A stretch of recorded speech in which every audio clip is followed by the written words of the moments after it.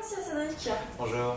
Vous avez invité vos fans à vous poser leurs questions sur votre page Facebook et ils se sont prêtés au jeu avec beaucoup d'enthousiasme puisque 40 questions ont été déposées.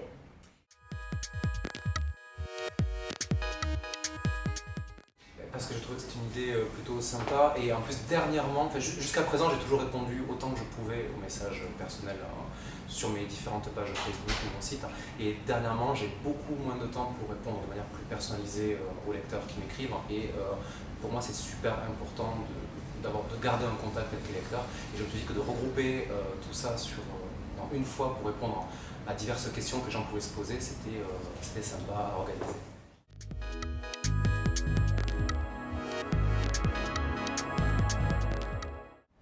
En fait, moi je me considère comme un raconteur d'histoires. Ce qui m'intéresse, c'est le divertissement, raconter des histoires aux lecteurs pour réussir à leur apporter un petit peu d'évasion, qu'à la fin de leur journée, dans nos vies qui ne sont pas forcément super faciles, ils aient cette porte vers mon monde personnel.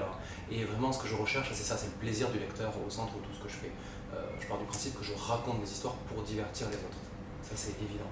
Et ça vient d'où? Ça vient du fait que depuis que je suis gosse, je lis des livres, que j'adore ça, j'adore la prose, l'art des histoires, du suspense, de l'action, des romans d'aventure, et que j'essaie de reproduire à mon modeste niveau au travers de mes romans.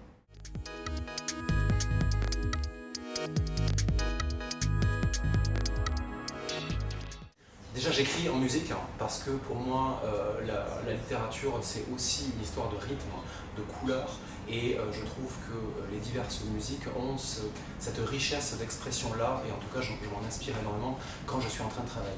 Disons que l'art en général c'est quelque chose de très important au cœur de ma vie, le fait de s'exprimer, de représenter des choses qui sont plus ou moins inconscientes, et il n'y a pas que la musique et la littérature, j'aime vraiment tous les arts, le cinéma, l'audiovisuel en général, et je m'inspire également du découpage cinématographique quand j'écris. Disons que, surtout à l'heure actuelle, avec le multimédia et toutes ces formes artistiques différentes et convergentes aussi, je trouve qu'il y a une richesse qu'il n'y avait pas forcément avant, quand justement la forme de référence était uniquement la forme romanesque. Ça restreignait énormément la manière de s'exprimer. Aujourd'hui, on a Internet, on a le format série télé, le cinéma, il y a également le théâtre, la peinture, et je pense que tout ça est d'une richesse immense. Et quand j'écris, j'essaie de puiser en fait des techniques d'expression de tous ces arts-là.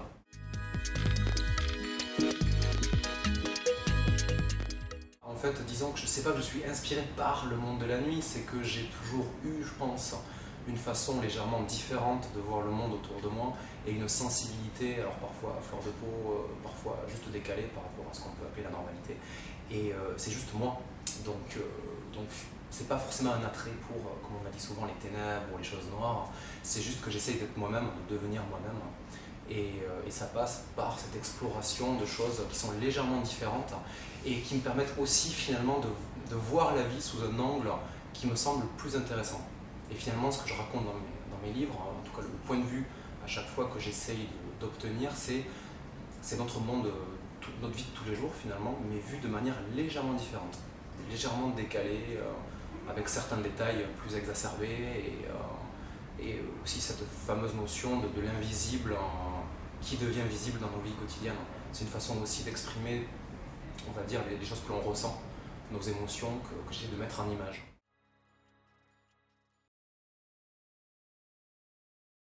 Non, c'est absolument pas le monde dans lequel on vit qui me tourmente. C'est juste peut-être moi qui suis légèrement à part dans ce monde. Et ce que je trouve intéressant, c'est qu'au bout du compte, j'ai trouvé ma place dans cette société. Je suis devenu écrivain, donc c'est à la fois, ce que j'ai toujours, c'est à la fois un métier, donc de manière totalement intégrée, et à la fois pas un métier du tout. C'est ma passion, c'est ce qui me rend le plus heureux au monde. Et je pense que même si je ne gagnais pas ma vie avec ça, je ferais la même chose. Donc quelque part, j'avais pas le choix aussi.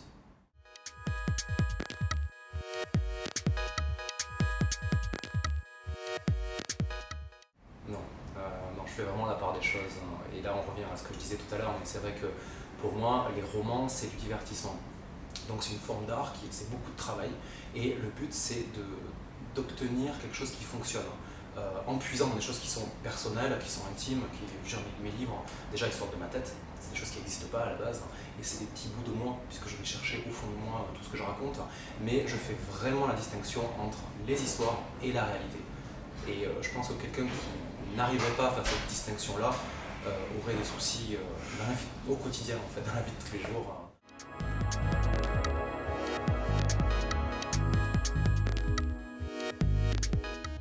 Je pense que je suis quelqu'un de toujours très positif et de curieux. J'ai tendance à m'émerveiller voilà, à chaque instant dans la vie. Je ne suis pas du tout quelqu'un de pessimiste, de sombre, de renfermé sur moi-même. Alors c'est peut-être un a priori que les gens peuvent avoir quand ils ne me connaissent pas. Mais pour moi, les deux ne sont pas du tout l'univers un petit peu décalé et cet aspect éternel enfant, en fait, pour moi, ne sont pas du tout indissociables. Ça va ensemble. C'est juste, comme je disais, une façon d'aborder la vie et j'ai un humour permanent, second degré, qui parfois n'est pas compris et ne le sera jamais, mais à la limite c'est pas grave.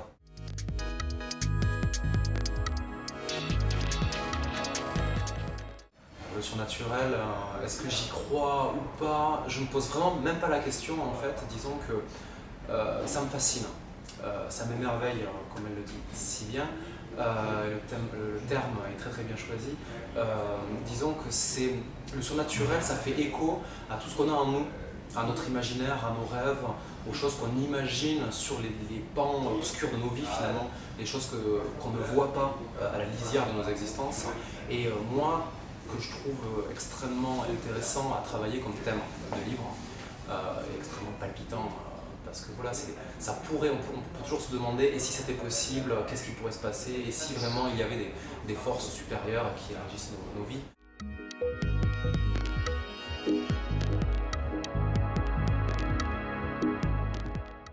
Je sais pas, je dirais la même chose, c'est-à-dire que oui, j'aime beaucoup l'image, notamment angélique, ce côté vampire, ange, c'est-à-dire être humain transcendé et au-delà de la simple mortalité.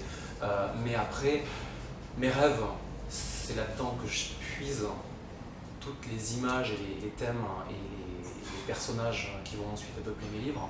Donc j'ai une vie onirique et intérieure assez intense depuis que je suis tout petit. J'ai toujours eu tendance à vivre dans ma tête, ce qui est la raison pour laquelle après j'extorise tout sous forme de livre. Après, relier ça à une véritable foi ou à nouveau des croyances, une pratique de spiritisme, ce n'est pas le cas.